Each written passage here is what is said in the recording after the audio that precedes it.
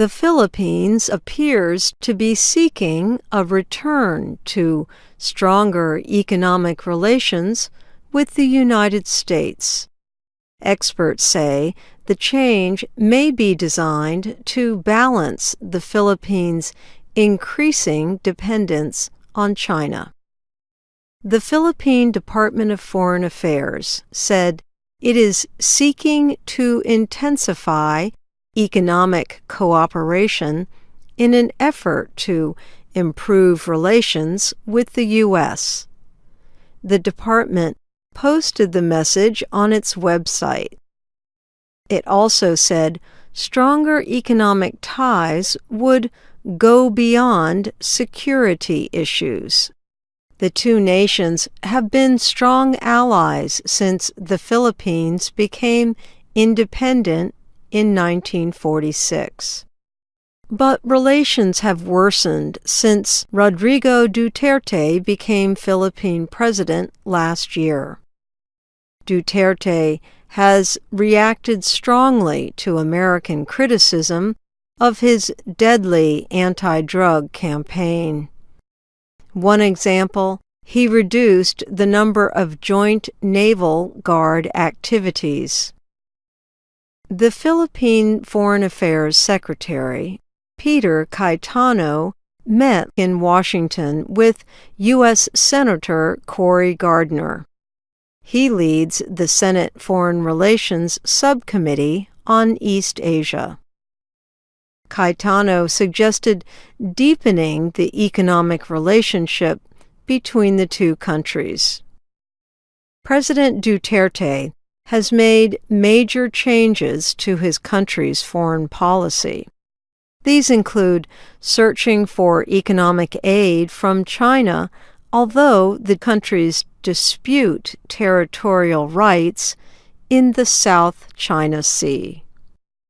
Duterte has also sought help from Russia and Japan. Japan and China are helping the Philippines with its $167 billion five-year plan to improve public works. Dexter Feliciano is a Filipino and founder of a new company in Manila. He says, "We won't want to distance ourselves from the U.S. because we are really trade partners and culturally we are connected." The United States has long permitted Filipinos to work in the U.S. as teachers and nurses. About 3.4 million do so. More work in the U.S. than in any other foreign country.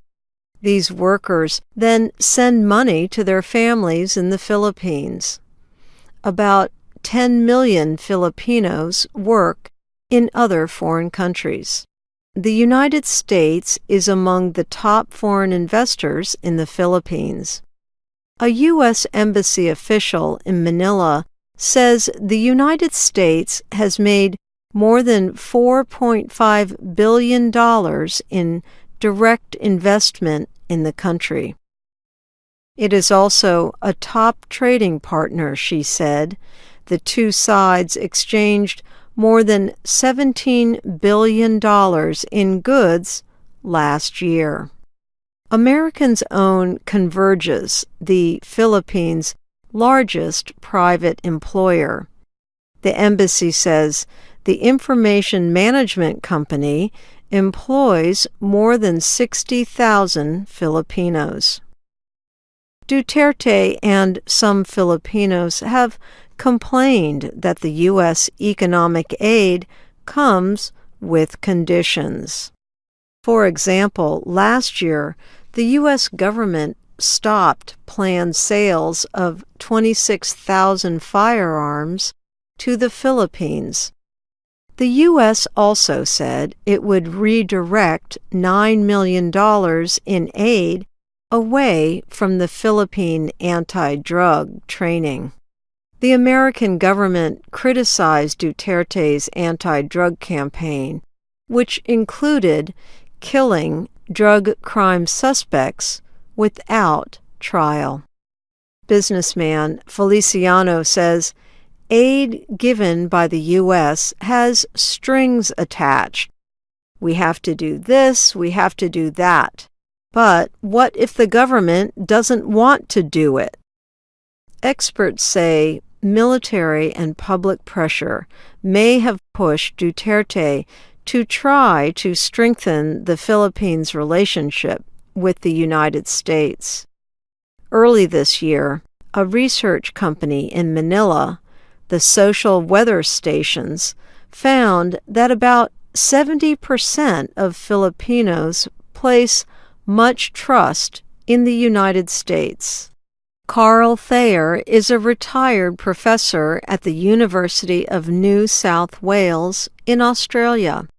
He has studied Southeast Asia for many years.